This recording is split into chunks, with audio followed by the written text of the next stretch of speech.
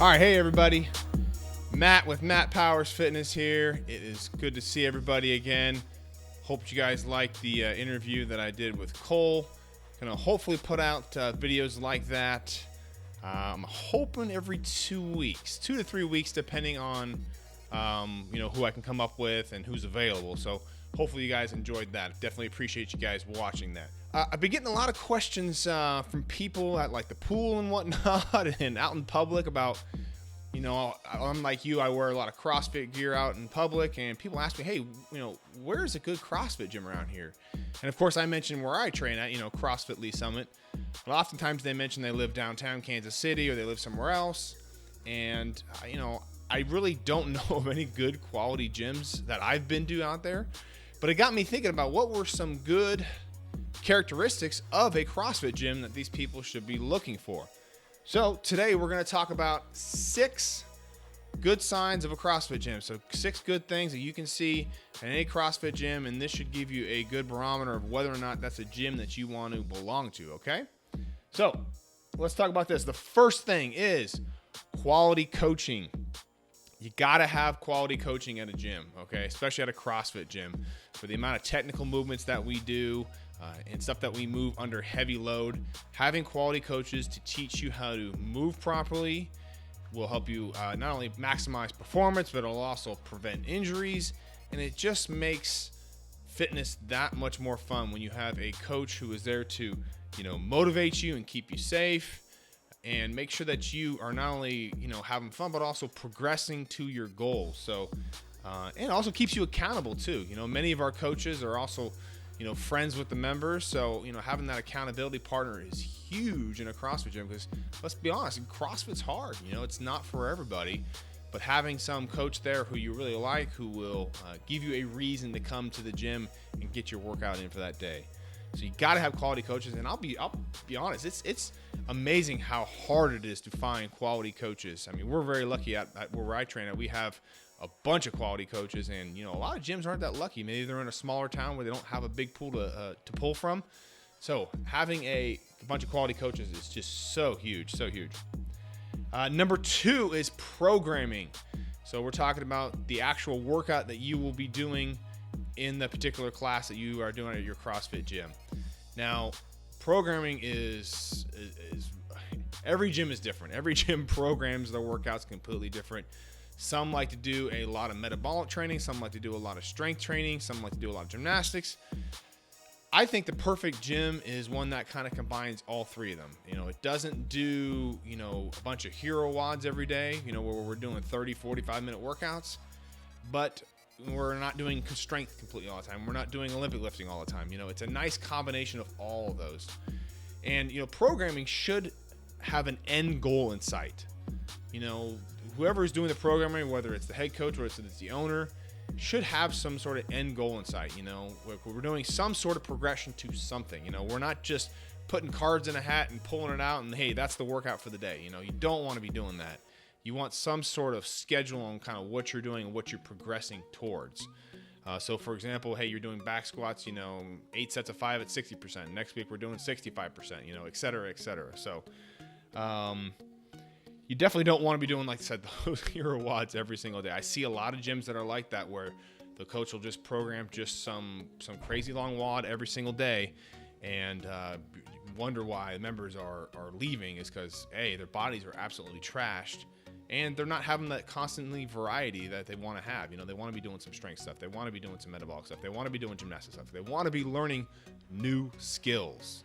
And by having that variety, you're going to be pushing people towards those goals, and they're going to have a heck of a lot more fun than doing just a whole bunch of strength training.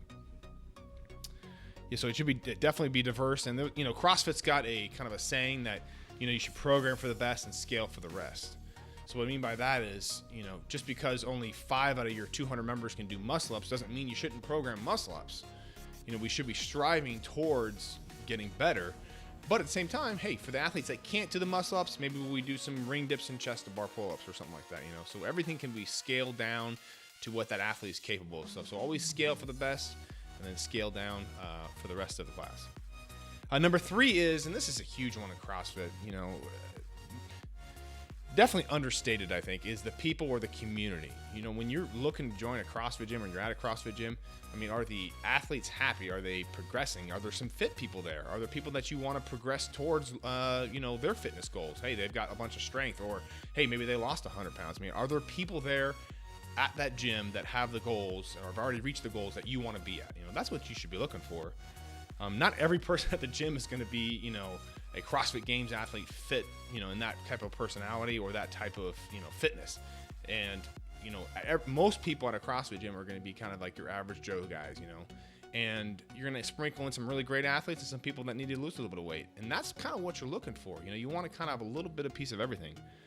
But you also want, are people motivating you to keep coming back? Do you have any accountability partners there? Are you having any friends there? I can think of dozens and dozens of friends that I have at CrossFit, at least somewhere where I train, that I can see at a class or I can see in another class, and heck, they keep me motivated, and hopefully I keep them motivated too, So that is really all about that community of people sticking together.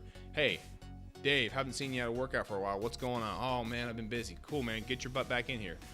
That stuff is so underrated, You don't want to be letting down your friends, And I think that is such a motivator of why people are able to stick with CrossFit for so long.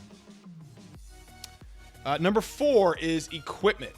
Now, this is kind of I guess you can go either way with this one, but I'm going to go with the simplistic terms there. I'm not a huge equipment guy, meaning I don't need a bunch of equipment to work out. I like to keep it very, very simple. Now, listen, I know that, getting the new stuff from Rogue Fitness is always kind of sexy, and people want to get all that stuff. They want to get the new box to jump on that's got some cushion on it. They want to get this new jump rope and all that kind of stuff. And every CrossFit gym should just have the basics, but they should have enough for everybody in the basics. So decent barbells are nice. Obviously, you got to have some weights, some kettlebells, some box to jump on, and a pull-up spot. Some kettlebells would be great. Some squat racks, just kind of the basic stuff, because you're going to get a good workout in regardless of all that. Rowers too are also a great piece of equipment to have, but having a reverse hyper at every single gym isn't necessarily a requirement. You just want to make sure that when you're joining that gym that they've got enough equipment for everybody, and that they've got enough quality equipment. The barbells aren't completely beaten down, that they spin a little bit. Those are always important, but you don't need to have the best equipment in the entire world. Okay, sometimes it's just not feasible for an owner to be going out and buying all this expensive equipment. Just some basic stuff will be just good enough for the class there. Number 5 is outside events. A good CrossFit gym will do events outside of the gym that aren't necessarily fitness related. They'll have a ladies' night, or they'll do pool parties. This stuff is all about going back to the community, is building the community up so you can have these huge accountability partners that'll keep you working out. Because the number one reason why people don't reach their fitness goals is just a lack of support, and that's why people love CrossFit. They love coming in and doing those classes and, the 8 to 10 member settings, where people are pushing each other, giving each other high fives. But you build that outside of the gym too. And people do workouts outside of the gym. They go for a run on some hills, or they go running for a couple miles, or they go swimming together, or whatever it is that they do, go biking. You don't necessarily need to work out in the CrossFit gym to be working out with your CrossFit buddies. But that just builds so much camaraderie, and it builds accountability, and it builds friendships. I mean, people get to know you outside the gym. Oh, you work here. Oh, my brother works there, and you instantly have a connection with them. So that stuff is always super important. And then number 6, this is a big one, is engaged owners. You got to make sure that at your gym that the owner actually cares about the business. I know this is a shocker, but you'd be surprised at how many CrossFit owner gyms just kind of want to just kind of leave it, let somebody else run it. They go do their own thing, and then be surprised that, wow, hey, the gym's falling apart. What's going on here? And you got to make sure that the owners are there at least every day, without working out, talking to members, doing business stuff. Coaching a class would be great. Coaching a class for the owners too is a really great way to get a pulse for the gym, and listen to members about, hey, what's going good, what's going bad, what could be improved, and all that kind of good stuff. So definitely having an engaged owner is one that's going to keep the CrossFit gym healthy, but also to keep that gym moving towards goals of not only just getting more members, but financially being okay, and then also having more satisfied members, you know, people that have been at the gym for 5, 6, 7, 8 years. You know, at our gym, I can count, gosh, a few dozen people that have been there for at least 5 years. And that's a long time to be at the same gym. You don't really see that too often there. So those are 6 things that you should be looking for when joining a CrossFit gym, or if you're already at a CrossFit gym and maybe, hey, you know, maybe you're dissatisfied, you're looking for a new gym. Those 6 things are some things that I would be looking for. Now, granted, there are a bunch more, but I think just to focus on those 6 things, that'll help you find the perfect CrossFit gym in your area. So if you got any questions, leave some comments below. And if you do like this content, hey, give me a like there. And if you can also please subscribe to the channel, I greatly appreciate it. I love putting out this free content for you guys, and it just allows me to get this out to as many people who are looking for this information, okay? Thanks again, guys. Always appreciate it.